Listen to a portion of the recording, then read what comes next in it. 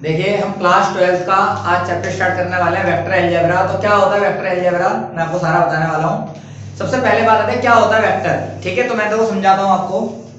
जैसे मैंने बोला, अगर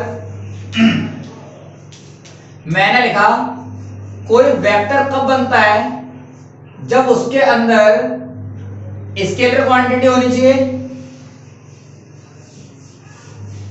उसके अंदर स्केलर क्वांटिटी होनी चाहिए एंड डायरेक्शन भी होनी चाहिए। बात समझ में आ गई?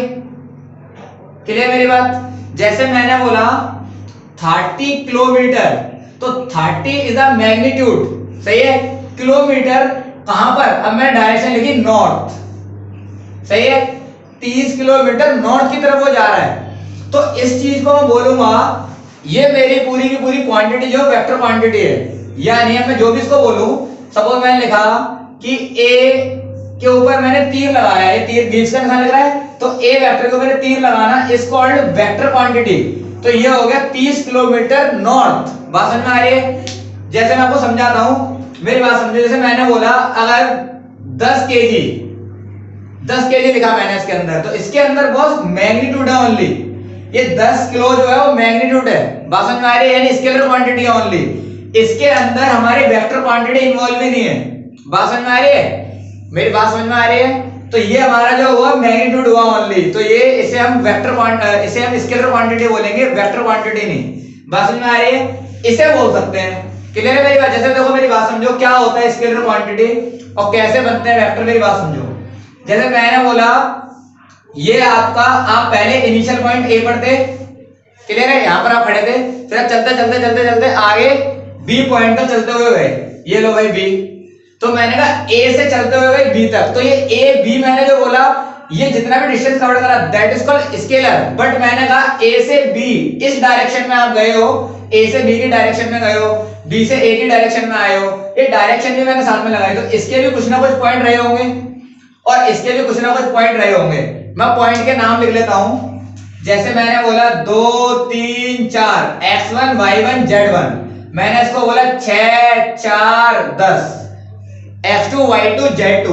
अब मैंने कहा अगर मुझे यहां से एक वेक्टर जनरेट करना हो, अगर मुझे यहां से एक वेक्टर जनरेट करना हो, तो वेक्टर कैसे बनेगा? a से b की डायरेक्शन, तो आएगा यहां पर ए बी वेक्टर। बात समझ में आ गई? तो ए बी वेक्टर कैसे बनेगा बॉस? तो ए बी वेक्टर बनेगा is equal to x2 minus x1, यानी x2 minus x1 i cap. ये i कैप जो है वो वेक्टर क्वांटिटी बनाकर तैयार करेगा, तो i cap plus y2 minus y1 j cap, फिर plus z2 minus z1 k cap. ये पूरा मैं वेक्टर बनाकर तैयार कर रहा हूं, यानी a से b वेक्टर बना है, इसकी डायरेक्शन है ab की, वो ab है, a से b की तरफ गया है। अगर मैं इस तीर को ऐसे कर देता तो ये हो जाता बॉस b ए डायरेक्शन। बात समझ में आ रही है? ये तीर ही बताता है किस डायरेक्शन में वेक्टर बनना है। तो मैंने बोला ये वेक्टर बनके तैयार हुआ, तो बात समझ में आ रही है? तो ये जो मेरी क्वांटिटी बनके तैयार हो रही है, ये जो क्वांटिटी बनके तैयार हो रही है i जे k कैप के साथ, ये एक्सेस होते हैं बॉस। जैसे मैंने कहा ये लो, तो x axis, y axis, z axis, किसी स्पेस में हमारे तीन ही एक्सिस है ना, x axis, y axis, z axis. बात समझ में आ रही है मेरी बात? तो ये x axis, y axis, z axis. बात समझ में आ गई? क्लियर है मेरी बात? तो इसको बोलेंगे x2 माइनस x1 को, ये मेरी स्केलर क्वांटिटी है। y2 माइनस y1 को भी कोई भी कांस्टेंट वैल्यू आ रही होगी ना, माइनस करूंगा तो 6 में से 2 गए, तो कितना आएगा? अगर मैं लिखूं तो 4i प्लस 4 में से 3 गए तो j ओनली, 10 में से 4 गए तो 6k। तो ये बात समझ में आ गई? तो 4 1 और 6। बात समझ आ रही है? इसकी वैल्यू आ रही है 4, इसकी वैल्यू आ रही है 1, और अगर मैं z2 माइनस z1 की वैल्यू निकालूं तो ये आ जाएगी बॉस 6।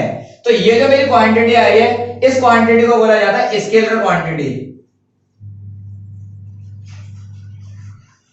बात समझ में आ रही है बॉस?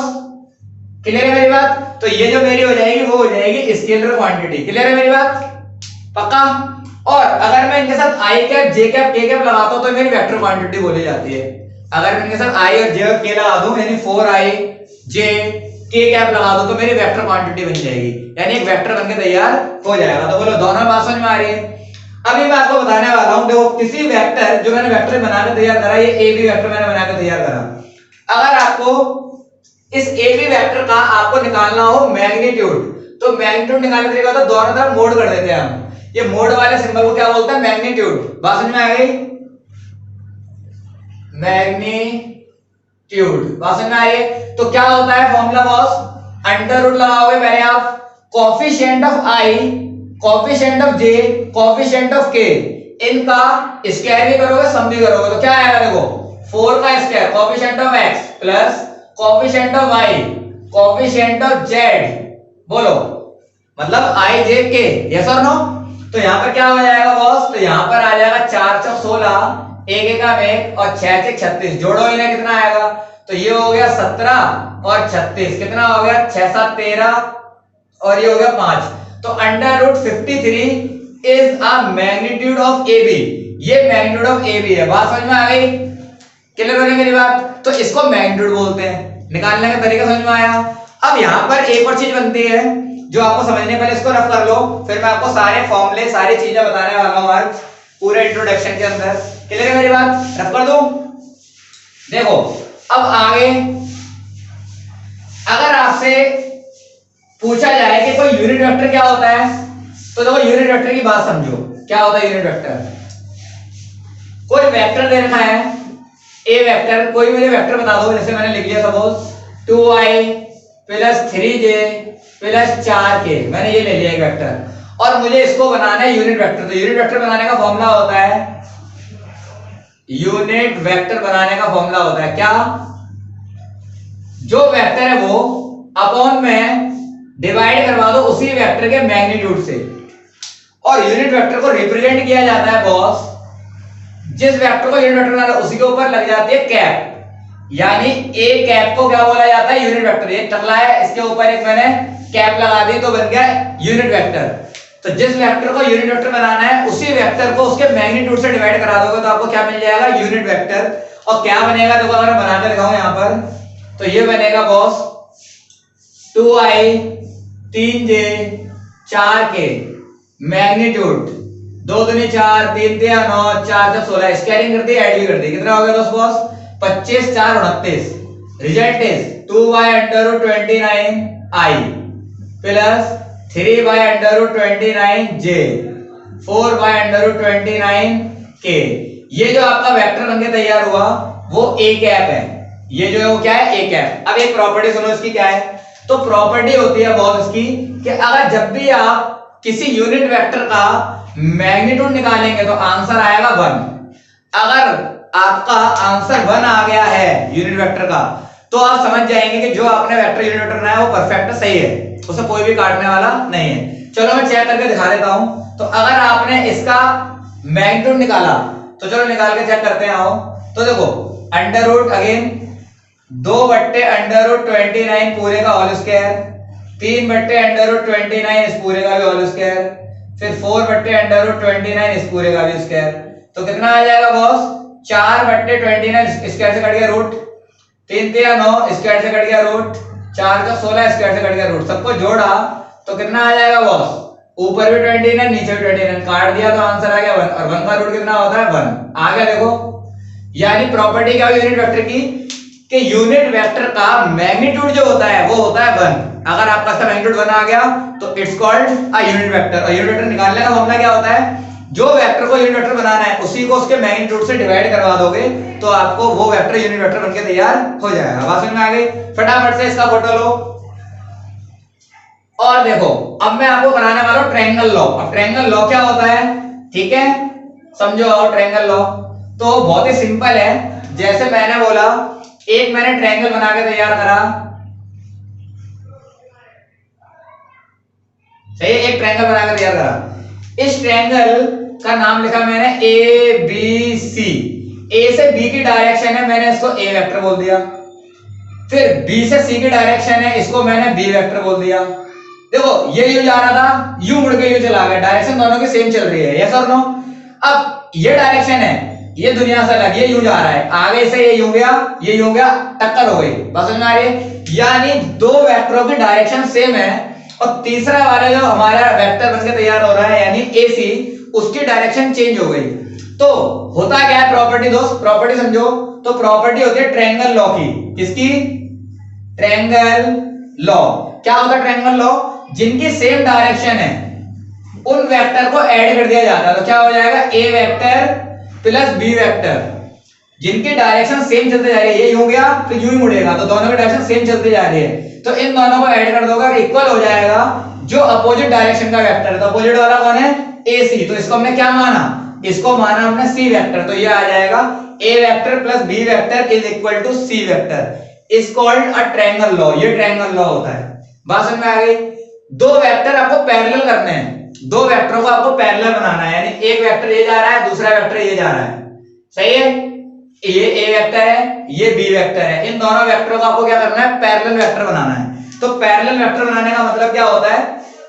अगर ए वेक्टर किसी वेक्टर का लैम्डा टाइम्स आ जाएगा, अगर ए वेक्टर किसी दूसरे वेक्टर का लैम्डा टाइम्स आ जाएगा, तो उसको बोला जाता है कि वेक्टर जो है पैरेलल है। जैसे मैंने एग्जांपल दिया, इस ए वेक्टर को मैंने माना boss 2i plus 4j plus 6k, सही है? और मैंने बी वेक्टर को माना boss 4i plus 8j plus 12k, ये मैंने माना।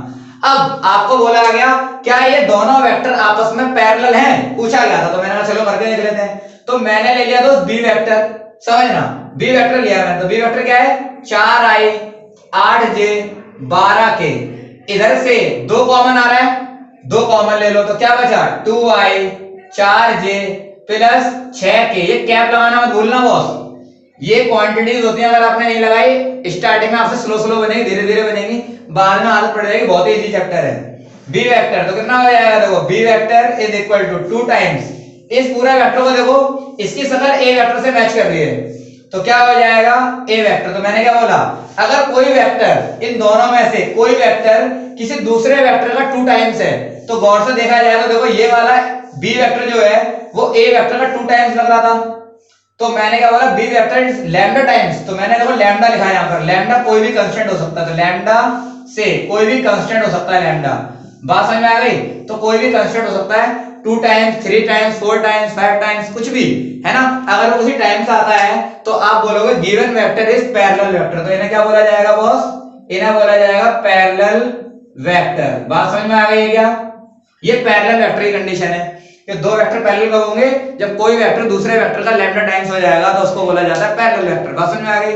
फटाफट इसका भी फोटो लो, रख कर दो। आगे अगला है आपके पास बॉस, अगर आपसे पूछा जाए कि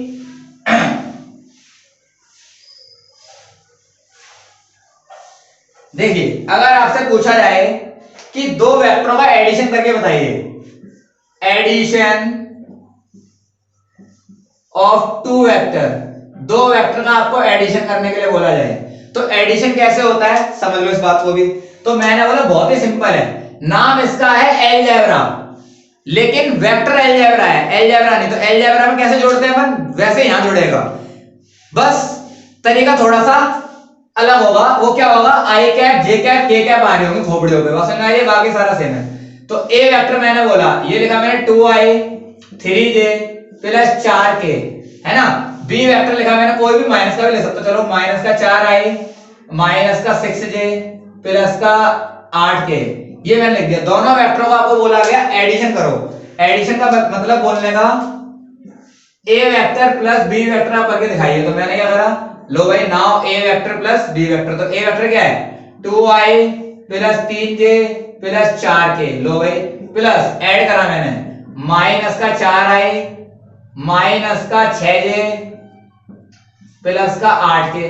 अब जोड़ना आता है, i में i ऐड होगा, i में i ऐड होगा, j में j ऐड होगा, k में k ऐड होगा।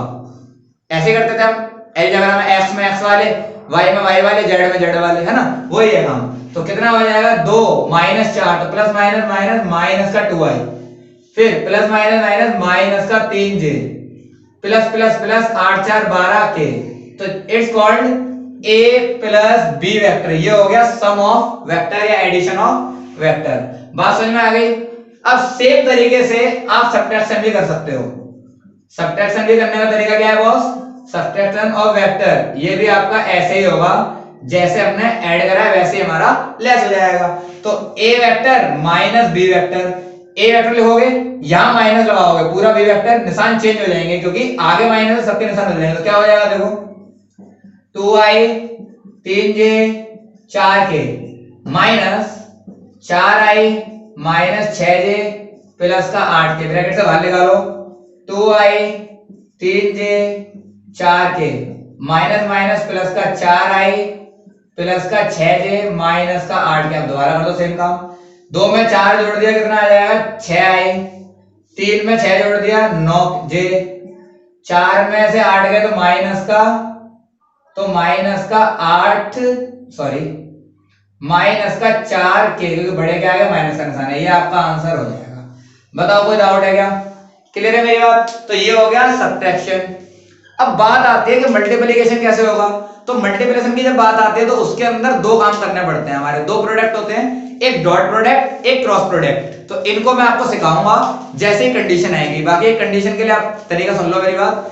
अगर किसी दो वेक्टर को आपको बोला गया कि दो वेक्टर आपस में परपेंडिकुलर है, परपेंडिकुलर आपको प्रूव करना है दो वेक्टरों को, या तो आप एंगल से निकाल सकते हैं, तो cos थीटा का रिलेशन चलता है ना, तो उससे भी कर सकते हो। अदरवाइज दो वेक्टरों को अगर आपको बोला गया कि आप करके दिखाओ परपेंडिकुलर, तो कंडीशन क्या है, A vector dot B vector equal to 0।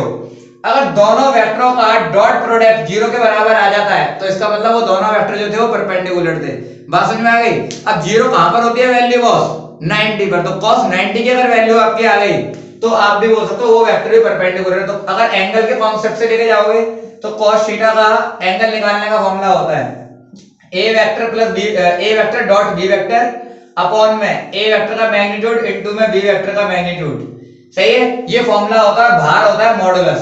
तो a वेक्टर को यहां डालें, b वेक्टर को यहां डालें, यहां भी डॉट करना पड़ेगा, नीचे दोनों के मैग्नीट्यूड से डिवाइड करा दोगे, सॉल्व करेंगे तो आपका एंगल आएगा। और जो अगर ये एंगल आपका थीटा 90 आ जाता है, इसका मतलब कि गिवन वेक्टर इज परपेंडिकुलर। तो आप क्या लिखोगे, both vector are perpendicular to each other, दोनों वेक्टर आपस में परपेंडिकुलर हैं। क्लियर है? अगर किसी दो वेक्टरों का डॉट प्रोडक्ट 0 आ जाता है तो वो परपेंडिकुलर होते हैं। तो ये वाली बात समझ में आ गई। बाकी जब मैं क्वेश्चंस कराऊंगा जब आपको समझ में आएंगे, तो क्वेश्चन आएंगे कुछ आसान, फिर डिफिकल्ट, फिर एग्जाम में आने वाले क्वेश्चंस, इस टाइप से क्वेश्चंस आएंगे। क्लियर है? फटाफट इसका स्क्रीनशॉट ले लो। ये आपका इंट्रोडक्शन है पूरे वेक्टर का।